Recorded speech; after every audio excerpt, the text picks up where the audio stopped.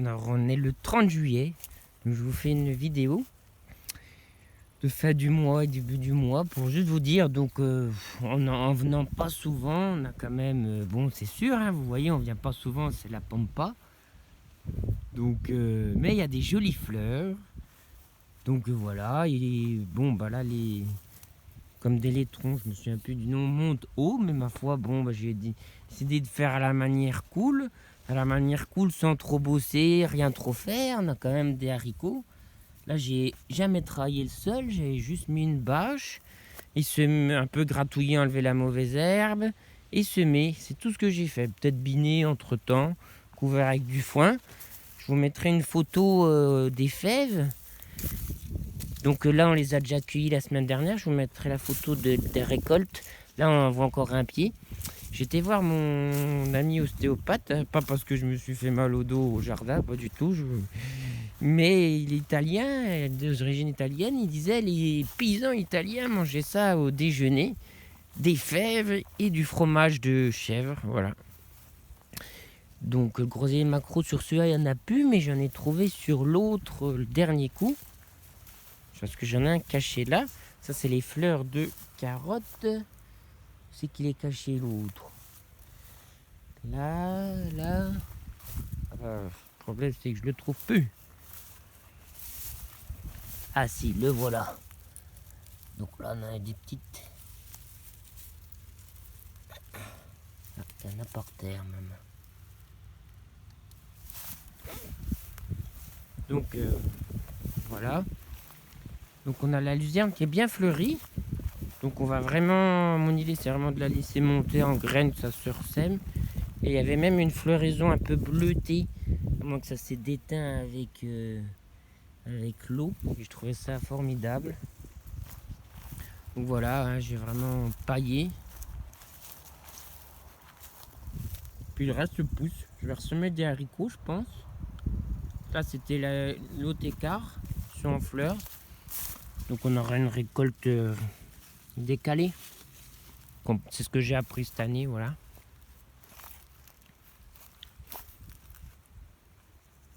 Donc, la technique, j'y semé les haricots. Donc ça n'avait pas trop repoussé l'herbe du coup de la bâche que j'avais tirée. Donc j'ai juste mis un coup de bêche pour décompacter. Parce que la terre elle est compacte ici. Et un coup de crochet. Ou bigueux j'appelle ça.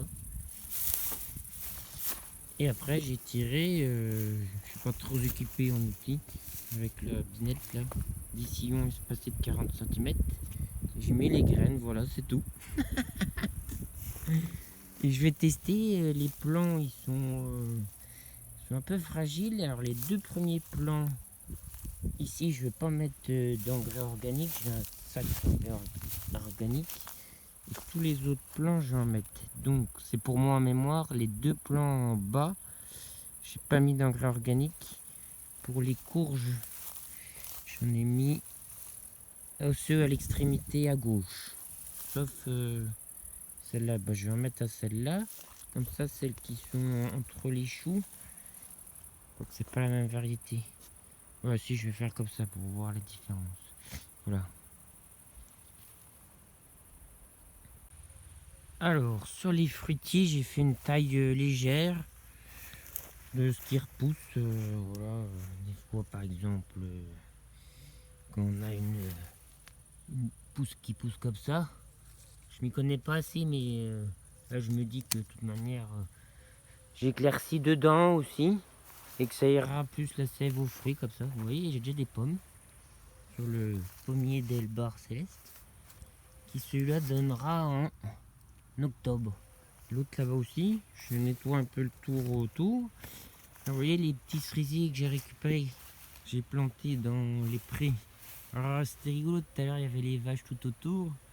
Bon, elles ont flingué, mais ils prennent quand même pour celui là-bas. Celui-là, c'est tout bancal, mais ça tient quand même. Puis voilà, moi je trouve que c'est vachement bien, elles se couchent autour, elles l'ont adopté. Pour la suite, ça remplacera celui qui est au milieu là. Elle se frotte, l'autre il est trop petit. Voilà, après voilà. Bon bah voilà, hein, c'est un peu la jungle, mais ça me plaît la façon de travailler comme je fais. Celui-là, je l'avais vachement taillé parce qu'il y avait pas mal de gui. Bon bah on verra ce que ça donne. Bon là-bas le noyer. Ah bah elles sont là-bas les mémères.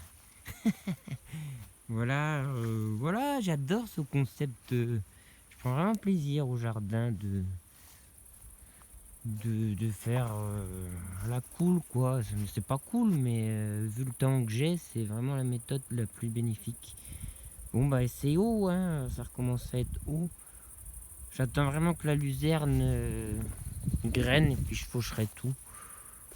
Voilà, je suis content cette année, j'arrive à mieux répartir les tâches de travail et à moins stresser que ce soit en jungle. Je me déculpabilise. Voilà.